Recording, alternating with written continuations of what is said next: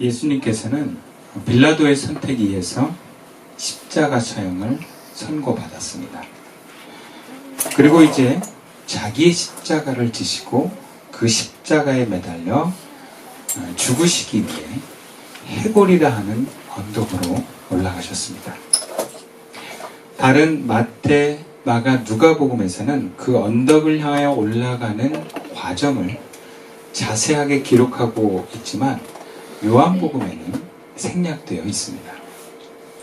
대신 다른 공관복음에서는 기록되어 있지 않은 골고다 언덕 위에서의 사건을 기록하고 있습니다.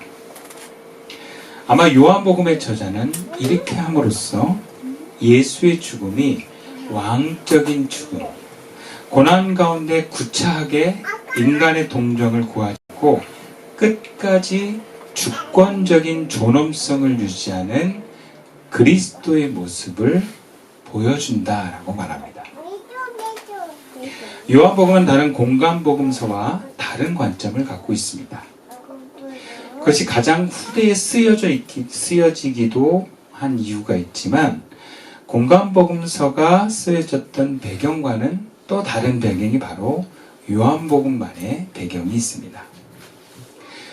그런 요한복음만의 배경의 관점에서 오늘 우리는 다른 복음서와 다른 내용으로 보여지는 오늘의 본문의 내용들을 중심으로 말씀을 나눠보자 합니다. 본문 17절 말씀입니다. 그들이 예수를 맡으매 예수께서 자기의 십자가를 지시고 해골, 히브리말로 골고다이라 하는 곳에 나가시니, 공관복음에는 다 있는데 여기에 없는 내용입니다. 예수님께서 십자가를 지고 골고다 언덕으로 올라가시는데 구레네 시몬이 도와준 내용이 빠져 있습니다.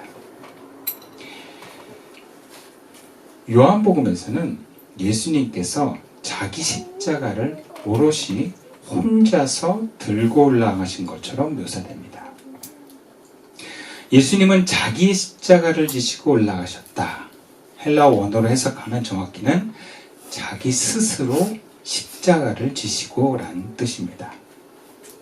이것은 자기 혼자서 십자가를 지셨지 남의 도움을 받아서 십자가를 지신 것은 아니다라는 것을 의미합니다. 공관복음에서는 골고다 언덕에 십자가를 지고 가는 과정에 스스로 십자가를 질 수가 없어서 구레네 시몬이 대신 예수님의 십자가를 짊어지는 내용이 나옵니다. 근데 여기엔 생략되어 있어요. 그만큼 본문에서는 예수님은 자기 십자가를 지고 가는 그 숙명을 남에게 조금 더 의존하지도 기대하지도 않는 오롯이 혼자서 스스로 감당했음을 강조하고 있습니다. 아마 요한복음의 저자는 혹시나 비춰질 예수님에 대한 오해, 그의 인간적인 나약함에 대해서 보여지기를 원하지 않았던 것 같습니다. 인간다움이란 것은 그런 것 같습니다. 인간은 약하다라는 것을 전제로 합니다. 아무리 내가 걸어가야 될 십자가의 길이지만 그것이 나에게 주어진 자기 십자가의 길이지만 다른 사람이 도와주기를 바라고 기대하게 마련인 겁니다. 그게 인간이라는 거예요. 우리가 누군가를 의지하고 도움을 기대하는 것이 여러분 사실 당연한 것은 아닙니다. 누가 선의로 도와줬던 어떤 상황에서 도와줬던 그 도움의 경험이 많았다 그래서 그게 당연한 것은 아니에요. 내가 도움을 받을 권리가 따로 있는 것이 아닙니다. 오히려 자기 십자가만 더 무거워질 수 있습니다. 도움을 기대하고 바랬는데 도움을 안 주면 실망하고 상처받을 수도 있습니다. 그러나 하나님께서 우리에게 너에게 짊어진 자기 십자가는 너 혼자 져라. 여러분 이렇게 말씀하십니다. 그리고 정말 힘들다면 예수님께 도움을 구합시다. 두 번째로 공관복음에는 없는데 요한복음에만 있는 골고다 언덕에서의 내용입니다. 19절에서 22절까지의 내용인데 이 십자가에 붙여진 명패 내용에 대한 것입니다. 본문 19절과 21절의 말씀을 읽어보겠습니다. 빌라도가 패를 써서 십자가 위에 붙이니 나사렛 예수 유대인의 왕이라 기록되었더라. 21절 유대인의 대제사장들이 빌라도에게 이르되 유대인의 왕이라 쓰지 말고 자칭 유대인의 왕이라 쓰라 하니. 두 번째로 요한복음의 저자는 십자가의 명패에 대한 빌라도와 대제사장의 신랑을 기록합니다.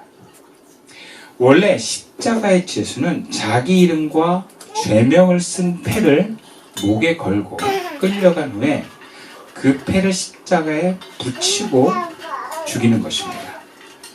그래서 일반적으로는 무리들이 욕하는 말대로 죄표에 기록하는 것이었는데 빌라도는 의도적으로 대제사장들이 하던 말 그리고 자신이 예수를 신문할 때에 자주 반복했던 말을 기록합니다. 그 내용이 나사렛 예수 유대인의 왕입니다. 그러자 이것을 보고 대제사장들은 빌라도에게 요청을 합니다. 유대인의 왕이라고 쓰지 말고 자칭 유대인의 왕이라고 써주십시오. 이것은 대제사장은 예수가 자기네 유대인의 왕이 아니라는 이유예요. 그 혼자 자기가 왕이라고 떠드는 것이 우리는 인정할 수 없다. 어떻게 보면 말이 됩니다. 아니 사실 이대로 유대인의 왕으로 죽으면 이 대제사장들은 자기네가 유대인의 왕을 죽인 셈이 됩니다. 불편하고 못마땅합니다. 더군다나 지금 대제사장들은 예수님을 유대인의 왕으로 믿지도 않습니다. 근데 빌라도는 나는 쓸 것을 썼다 하고 그들의 입을 닫아버립니다. 양심에서 그랬는지 혹은 빌라도가 이 문제로 자기 속을 썩인 대제사장들을 일부러 화나게 하기 위해서 의도적으로 그랬는지는 알 수는 없습니다.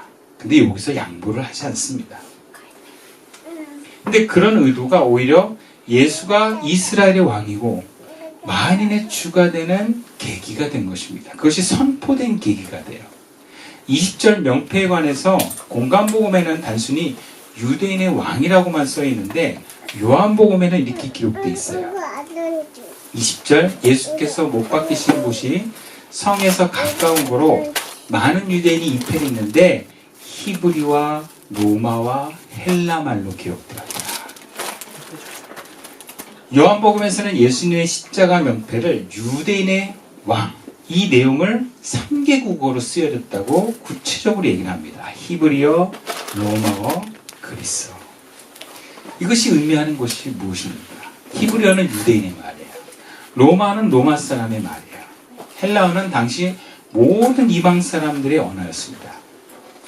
그래서 당시 세계를 지배하던 로마의 총독 빌라도는 이 죄패를 통해서 십자가에 달린 이 예수가 유대인의 왕임을 공표하고 있는 거예요. 근데 여러분 유대인의 왕은 유대 나라의 왕이 아니라 그들이 기다리는 메시아라는 뜻을 갖고 있습니다. 그러니까 다시 말하자면 나사렛 예수라고 하는 이 사람이 유대인들이 그토록 기다린 메시아다라는 걸 온 세상에 전파하는 거가 결과를 갖게 온 것입니다. 여기서 요한복음 저자의 이 어려운 말로 아이러니가 극에 달합니다. 본서에서는 예수님의 죽음에 책임 있는 두 사람이 예수님 죽음의 무의식적인 예언자가 된 것입니다. 하나는 대제사장 가야바고요. 또 한 명은 로마 총독 빌라도입니다. 가야바는 요한복음 11장에 한 사람의 죽음이 십자가를, 즉 이스라엘과 전 인류의 구속의 수단이다라고 공표를 합니다. 또 자기도 모르게 그렇게 한 거예요. 또 여기서 빌라도는 십자가를 예수가 이스라엘 왕이요 만인의 주가 되는 경우로 선포한 것입니다. 두 사람은 자기도 모르게 다른 의도로 한 말이고 행동이지만 사실 그 모든 것이 하나님의 역사하신 가운데 일어난 것입니다.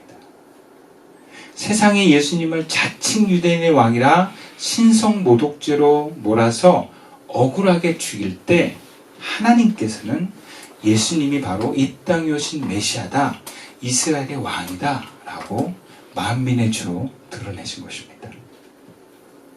우리는 그렇게 세상이 불의하고 죄인들이 주도하는 억울하고 불합리한 세상 같지만 모든 것이 하나님의 뜻 안에 있습니다.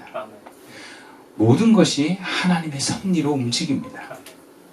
그래서 바울은 이와 관련해서 로마서 8장 28절에 이렇게 얘기합니다. 우리가 알거니와 하나님을 사랑하는 자, 곧 그의 뜻대로 부르심을 입은 자들에게는 모든 것이 합력하여 선을 이루느니라. 그럼 모든 것이 합력하여 선을 이룬답니다. 우리 삶의 모든 일들이 내가 힘들어하고 억울하고 부당한 그 모든 부정적인 것을 포함한 모든 사건들이 다 뭔가 이렇게 다 합쳐져 가지고 하나님의 선을 이룬다는 것입니다.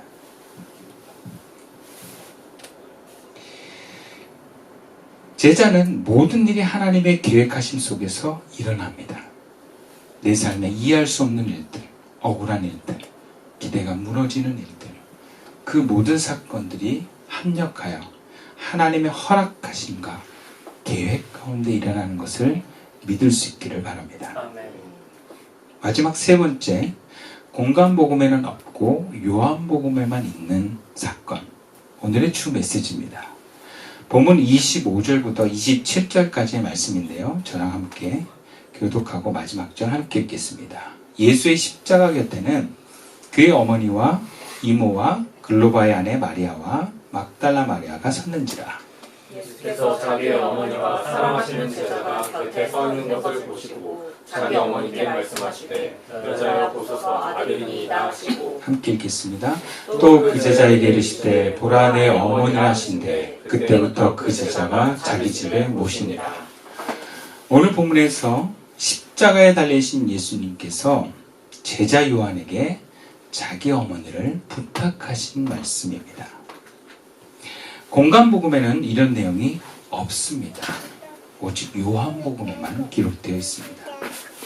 근데 이 내용을 보면 참 놀랍고 한편으로는 불편합니다.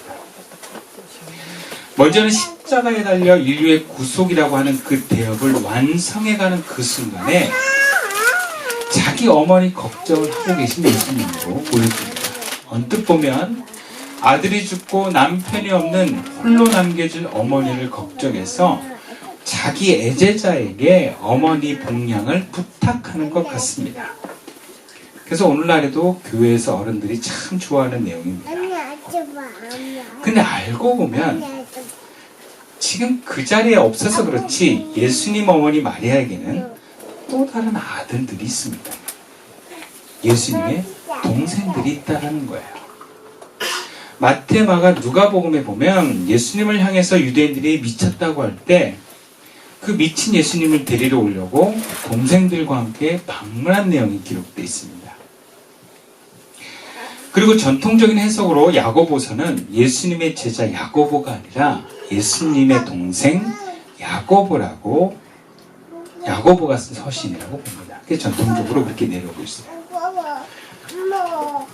분명한 것은 나중에 예수님의 동생 야고보가 초대교회에 큰 역할을 했다라는 거예요. 중심적인 역할을 한 것이죠.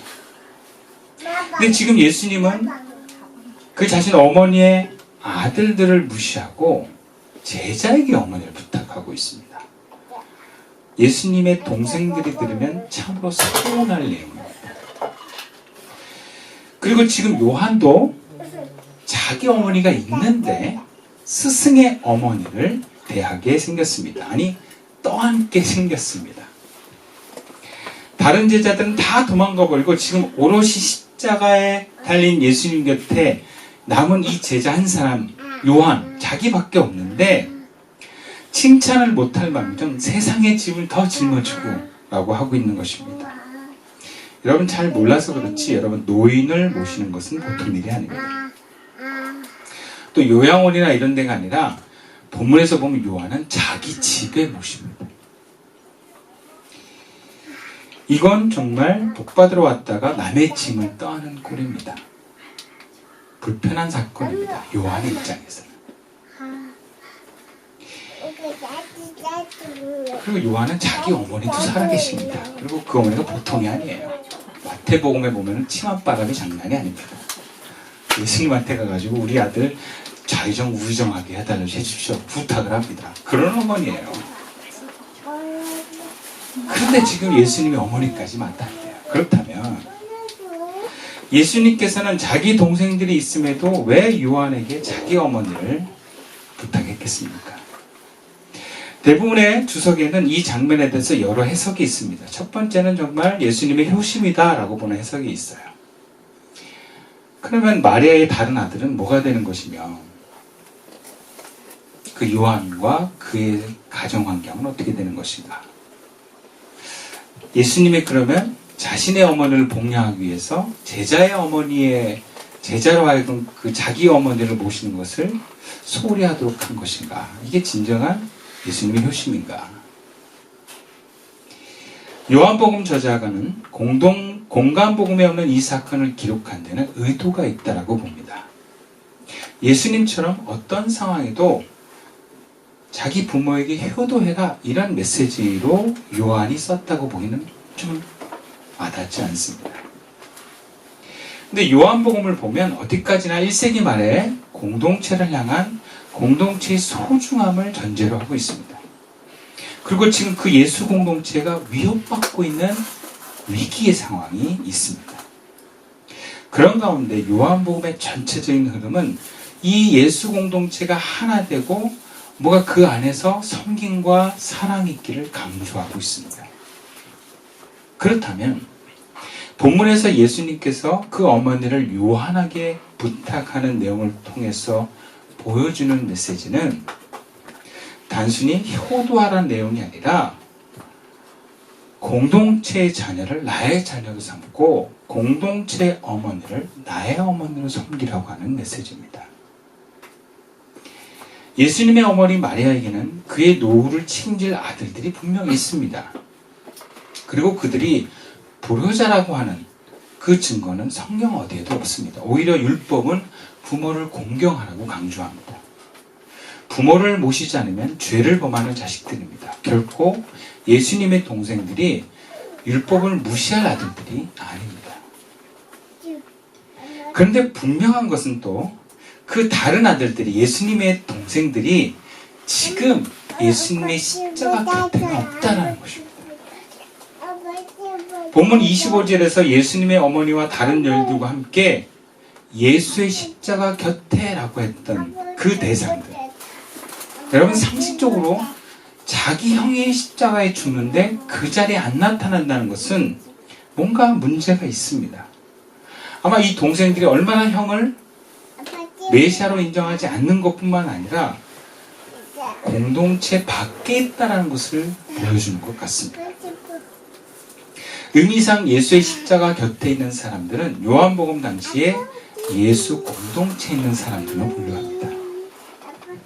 예수님은 어머니에게 자신을 그런 혈연 가족에 의탁하지 말고 예수의 피로 빚어진 그 예수 공동체에 자신을 의탁하라고 말씀하시는 것 같습니다. 그렇다면 마리아는 자기가 낳은 아들만이 아니라 공동체에 있는 자녀들이 다 자기 아들들이 됩니다. 그리고 그 후에 마리아의 아들들, 다른 아들들이 공동체 안에 들어올 수 있는 여지를 줍니다.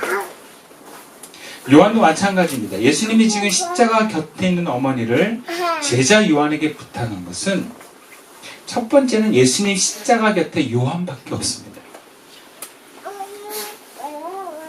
그리고 예수님이 요한에게 부탁한 것은 지금 그 십자가 곁에 있는 사람들을 네 어머니가 아니지만 공동체 어머니로 섬기라는 것을 말씀하는 것입니다.